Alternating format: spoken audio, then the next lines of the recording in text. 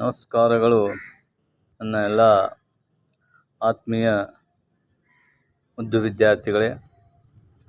ಇವತ್ತಿನ ದಿನ ನಾವು ವಿದ್ಯುತ್ ಪ್ರವಾಹದ ಕಾಂತೀಯ ಪರಿಣಾಮಗಳು ಅಂತಕ್ಕಂಥ 10ನೇ ತರಗತಿಯ ಪಾಠವನ್ನು ಅಧ್ಯಯನ ಮಾಡೋಣ. ಪ್ರಾರಂಭಿಕವಾಗಿ ತಾವು ನೋಡ್ತಾ ಇದ್ದೀರಾ, ಕಾಂತೀಯ ಪರಿಣಾಮ. ತಾಮ್ರದ ತಂತಿಯಲ್ಲಿ ವಿದ್ಯುತ್ ಪ್ರವಹಿಸಿದಾಗ ಅದು ಕಾಂತೀಯ ಪರಿಣಾಮವನ್ನು ಉಂಟು ಮಾಡುತ್ತದೆ ಅಂತಕ್ಕಂಥದ್ದನ್ನು ನಾವು ಕಾಣ್ತಾ ಇದ್ದೀವಿ. ತಾವಿಲ್ಲಿ ನೋಡ್ಬೋದು, ಒಂದು ಸೆಲ್ ಇದೆ, ತಾಮ್ರದ ತಂತಿಗಳಿದ್ದಾವೆ. ಈ ತಾಮ್ರದ ತಂತಿಯಲ್ಲಿ ಶುಷ್ಕ ಕೋಶದ ಮೂಲಕ ವಿದ್ಯುತ್ತನ್ನು ಹರಿಸಿದಾಗ ಈ ಒಂದು ತಾಮ್ರದ ತಂತಿಯ ಸುತ್ತಲೂ ಕೂಡ ಕಾಂತೀಯ ಬಲವನ್ನು ಪಡ್ಕೋತದ ಅಂತಕ್ಕಂಥದ್ದು ಮಾತಾಡ್ಬೋದು ನಾವು. ಇಲ್ಲಿ ಕಾಂತೀಯ ಬಲ ಅಂತಕ್ಕಂಥದ್ದನ್ನು ಕಾಂತಕ್ಷೇತ್ರ ಅಂತ ಕೂಡ ನಾವು ಕರಿಬೋದು. ಈ ಕಾಂತಕ್ಷೇತ್ರ ಮತ್ತು ಕಾಂತೀಯತೆಯ ರೇಖೆಗಳನ್ನು ನೋಡಿದಾಗ ದಂಡಕಾಂತವೊಂದರ ಸಮೀಪಕ್ಕೆ ತಂದ ದಿಕ್ಸೂಚಿಯ ಸೂಜಿಯು ಏನಾಗುತ್ತೆ, ಇಲ್ಲಿ ಪಲ್ಲಟಗೊಳ್ಳುತ್ತದೆ. ದಿಕ್ಸೂಚಿಯ ಸೂಜಿಯ ತುದಿಗಳು ಸರಿಸುಮಾರಾಗಿ ಉತ್ತರ ಮತ್ತು ದಕ್ಷಿಣ ದಿಕ್ಕುಗಳನ್ನು ಸೂಚಿಸ್ತವೆ.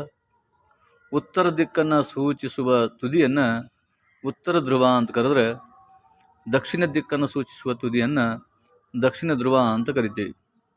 ಇಲ್ಲಿ ಸಜಾತಿಯ ಧ್ರುವಗಳು ವಿಕರ್ಷಿಸುತ್ತವೆ, ವಿಜಾತಿಯ ಧ್ರುವಗಳು ಆಕರ್ಷಿಸುತ್ತವೆ ಅನ್ನೋದು ಒಂದು ಪ್ರಾಯೋಗಿಕ ಸನ್ನಿವೇಶ.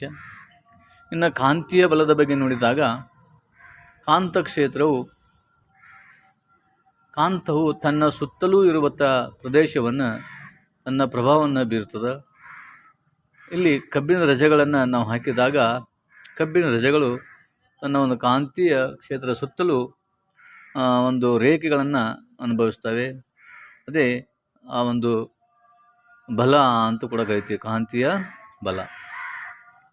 ಇನ್ನು ದಂಡಕಾಂತದ ಸುತ್ತಲೂ ಕಾಂತೀಯ ಬಲದ ಪ್ರಭಾವ ಇರುವ ಪ್ರದೇಶವನ್ನು ನಾವು ಏನಂತೀವಿ, ಕಾಂತಕ್ಷೇತ್ರ ಅಂತ ಕರಿತೀವಿ. ಇನ್ನು ಕಾಂತೀಯ ಬಲರೇಖೆಗಳನ್ನು ತಾವು ನೋಡ್ತಾ ಇರಬಹುದಿರಿ. ಈ ಮೇಲುಗಡೆ ಒಂದು ಚಿತ್ರದಲ್ಲಿ ಕಾಂತಕ್ಷೇತ್ರದ ದಿಕ್ಕು ಮತ್ತು ಪರಿಮಾಣ ಎರಡನ್ನೂ ಹೊಂದಿರತಕ್ಕಂಥ ಒಂದು ಪ್ರಮಾಣವಾಗಿದೆ. ಕಾಂತೀಯ ಬಲ ರೇಖೆಗಳು ಉತ್ತರ ಧ್ರುವದಲ್ಲಿ ಉತ್ಸರ್ಜಿತವಾಗಿ ದಕ್ಷಿಣ ಧ್ರುವದಲ್ಲಿ ವಿಲೀನಗೊಳ್ಳುತ್ತವೆ.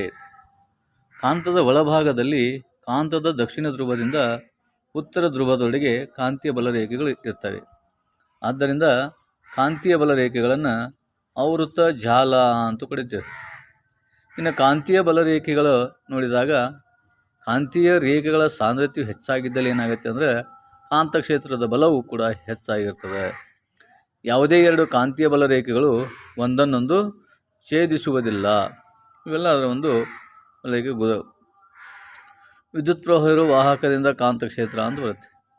ವಾಹಕದಲ್ಲಿ ಪ್ರವಹಿಸುತ್ತ ವಿದ್ಯುತ್ ವಾಹಕದ ಸುತ್ತಲೂ ಕಾಂತಕ್ಷೇತ್ರವನ್ನು ಉಂಟು ಮಾಡ್ತವೆ. ವಿದ್ಯುನ್ಮಂಡಲದಲ್ಲಿ ವಿದ್ಯುತ್ ಪ್ರವಾಹ ದಿಕ್ಕು ಬದಲಾದಾಗ ಕಾಂತ ಸೂಜಿಯ ದಿಕ್ಕು ಕೂಡ ವಿರುದ್ಧವಾಗಿರ್ತದೆ ಅಂತಕ್ಕಂಥದ್ದನ್ನು ಕಾಣ್ಬೋದು.